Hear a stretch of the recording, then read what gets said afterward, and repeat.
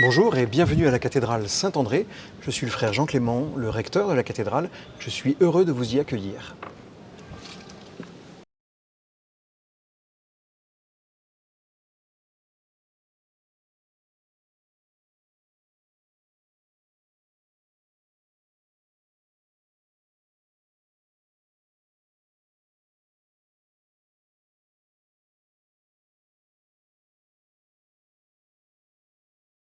Alors, le quotidien d'un recteur, c'est vraiment de passer du temps dans la cathédrale pour notamment c'est diriger, c'est voilà, celui qui régit, donc c'est une espèce de régisseur, hein.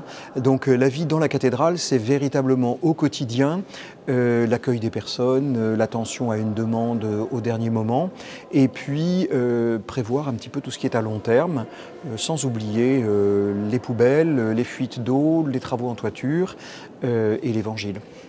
Alors en quoi la mission de recteur me nourrit spirituellement par la diversité des rencontres. Souvent, à la sortie de la messe le dimanche, les gens qui sont de passage viennent se présenter. On s'aperçoit à ce moment-là que la cathédrale vient véritablement être un lieu d'attraction pour les gens qui sont de passage. Vous avez des gens du Brésil, vous avez des gens d'Amérique du Nord, vous avez des personnes du monde entier. Il y a eu un diacre permanent de Hong Kong qui est venu se présenter l'autre jour. Donc ce qui est marquant, c'est ce caractère véritablement universel. On est à Bordeaux, mais l'église est vraiment catholique parce qu'elle accueille des gens de tout point de l'univers qui viennent pour prier ici. La cathédrale, c'est l'église de l'évêque. Donc le plus simple pour comprendre une cathédrale, c'est comprendre que c'est le lieu de l'évêque. C'est là qu'il prie pour son diocèse, c'est là qu'il va vivre un certain nombre de moments importants de la vie diocésaine qui sont sous sa responsabilité, qui relèvent de son ministère. Donc la cathédrale, c'est le lieu qui est toujours en attente d'une célébration diocésaine, de la présence de l'évêque, et c'est à ce moment-là qu'elle vit pleinement sa mission. Ça va aussi évidemment sur tout ce qui est vie des services du diocèse. Par exemple, nous avons eu il y a quelques jours la messe de rentrée de l'enseignement catholique. Eh bien, remise de lettres de mission. Voilà, c'est quelque chose qui se passe ici avec la présence de l'évêque et la manifestation de son service. Alors, de la même façon que l'affectataire est le garant de la vie spirituelle et de la vie liturgique dans la cathédrale, eh bien, il porte aussi le souci du rayonnement culturel du lieu.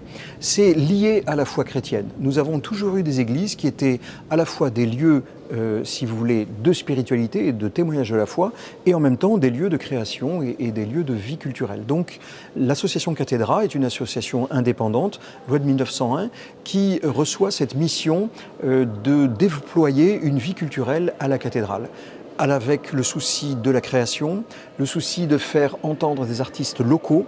Et donc c'est ainsi que cette association Cathédra est finalement, après l'opéra et après les grandes institutions, un des premiers employeurs d'artistes et d'intermittents du spectacle sur la région. Alors, la reconstruction des orgues de la cathédrale, c'est un des plus grands projets de construction d'orgues en France pour ce premier quart de XXIe siècle.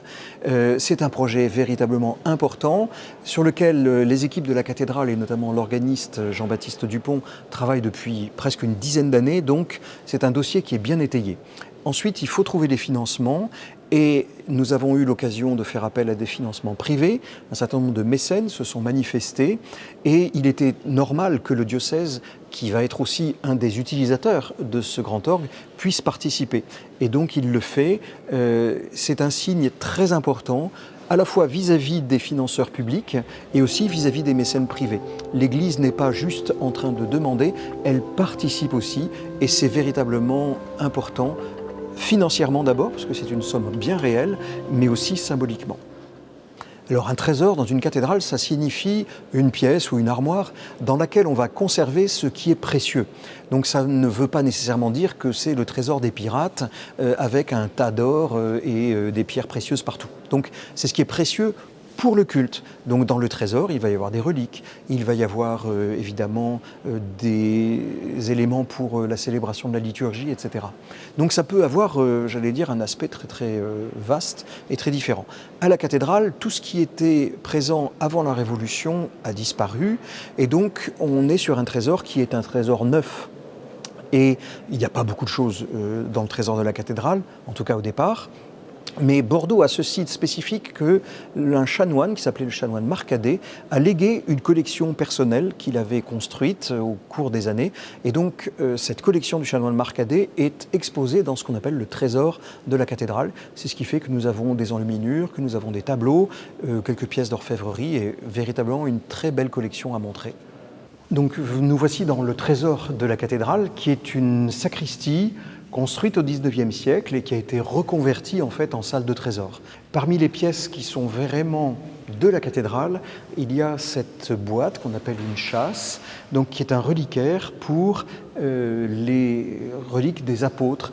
Donc les 12 apôtres sont représentés, et puis on a évidemment la représentation de saint André que l'on voit ici, avec sa croix en forme de X, et puis il est vêtu donc comme le peintre a voulu le représenter au milieu des autres apôtres. Alors le petit secret, c'est un escalier qui se trouve dans la chapelle d'Axe et qui permet de monter sur les toitures.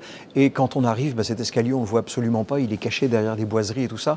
Donc il y a vraiment un petit côté Poudlard et aventure de Harry Potter qui intéresse et amuse toujours les visiteurs. Alors je dirais que j'ai 2 passages de la Bible. Il y a un passage personnel, c'est le paralytique à la piscine de Bezzata, parce que cet homme cherche à être guéri et sauvé, et il prend le même moyen pour être sauvé pendant une trentaine d'années, et puis ça ne marche pas, quoi. Et le Christ débarque, et tout d'un coup, il a ce qu'il voulait, mais par un autre moyen. Et je trouve que c'est une belle image de la manière dont Jésus vient agir dans nos vies. En ce qui concerne la cathédrale, le passage qui me marque et que j'ai vraiment, reçu avec moi dans ma mission, c'est chez Saint Jean au chapitre 10, lorsque Jésus dit qu'il est la porte des brebis. Et c'est vraiment ce que l'on a la grâce de vivre ici à la cathédrale. On est témoin du fait que les personnes qui veulent aller à Jésus passent par la porte de la cathédrale. Et voilà, le Christ est le bon pasteur qui accueille ses brebis, qui prend soin d'elles, qui les connaît et qui fait en sorte qu'ensuite elles puissent ressortir pour vivre leur vie de brebis.